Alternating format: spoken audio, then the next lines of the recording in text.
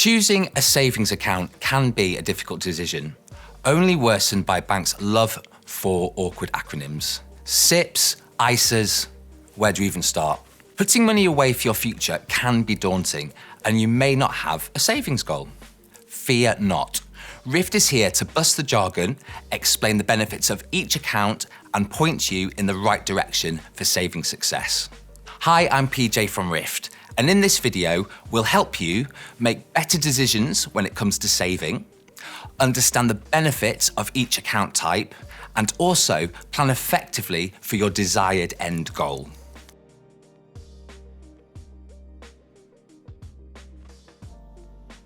Put in their simplest terms, self-invested personal pensions and individual saving accounts are places to save your money.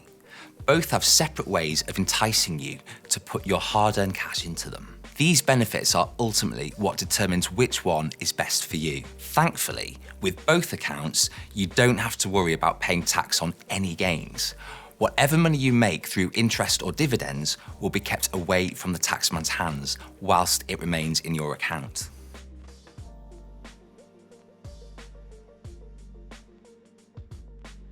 Before explaining the differences between a SIPP and ISA, it's important to know exactly what tax relief is.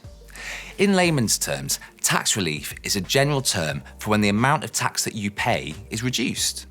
The main benefit is it can knock money off your tax bill, or some of the tax you pay is given back in other ways. The two account types offer different tax relief at different stages that, thanks to their own unique benefits, can potentially leave you with more money when you decide to withdraw it. But before we get into the details of SIPPs and ISAs, make sure you hit the subscribe button below. That way, you can stay up to date with the best ways to make your money go further, because you're always better off with Rift.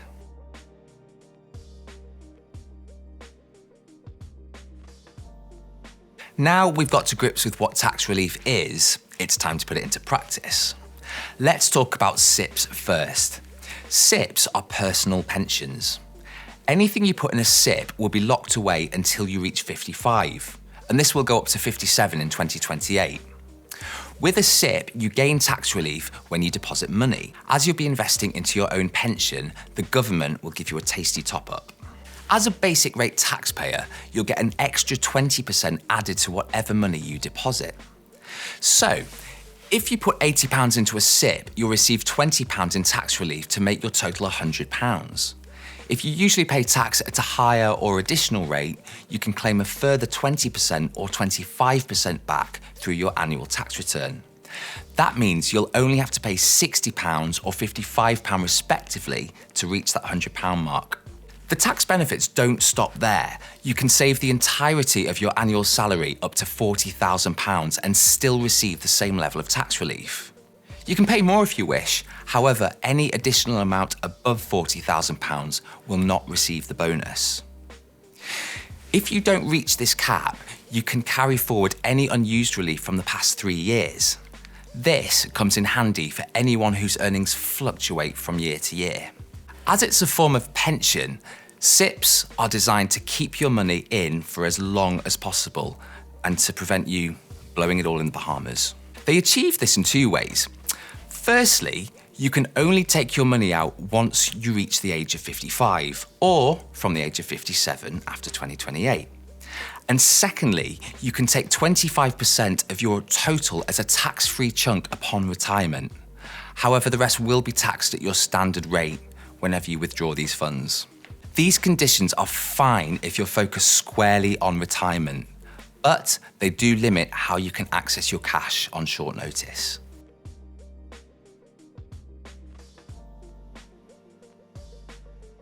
When it comes to ISAs, there are three main types: cash, stocks and shares, and lifetime. Each one acts very differently, so it's as simple as researching the benefits and matching them to your saving goals.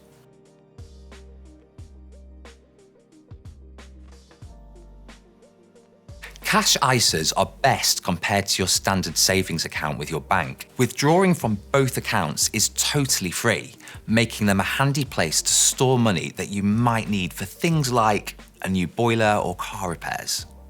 You can currently save up to £20,000 within a cash ISA per tax year without paying any tax on the interest it earns. By contrast, with a standard savings account, you can save as much as you like, but may be taxed once you earn over a certain amount from interest. If you're going to be saving a hefty amount of cash, not paying tax on your returns could make a noticeable difference over time.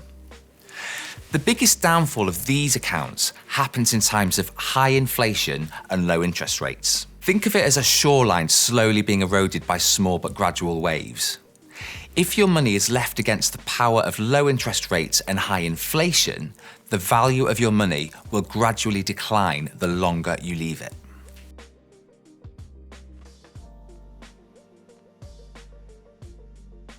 The clue's in the name with the Stocks and Shares ISA.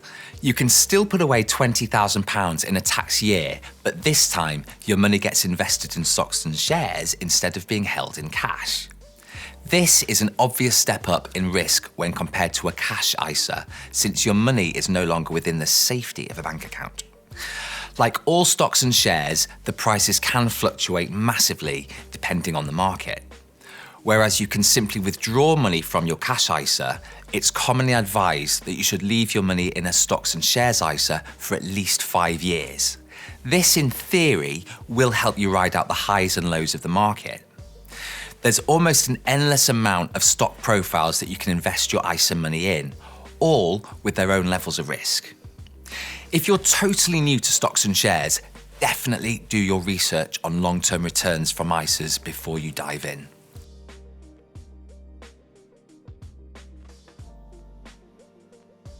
Lifetime ISAs are unique in their own way, as you can actually get these in the form of a cash ISA or a stocks and shares ISA. They also play by a different set of rules when it comes to deposit, withdrawal, and even age limit. First off, they're available to anyone aged 18 to 40, and you can make payments into them up until the age of 50. The most noticeable difference is the amount you can put in during a tax year. Rather than the £20,000 in the other two ISAs, you're limited to £4,000 a year. But it's not all doom and gloom. The government will top up your money with a 25% bonus, meaning you can get a free £1,000 if you hit the savings limit. However, there's a twist. Lifetime ISAs were put in place to get more people saving, and the government doesn't want you to withdraw your money without good reason. Unless you're buying a first home, retiring, or are terminally ill, you'll have to pay a 25% penalty on any withdrawal. You'll still be taking out what you put in, you just won't benefit from the government's boost.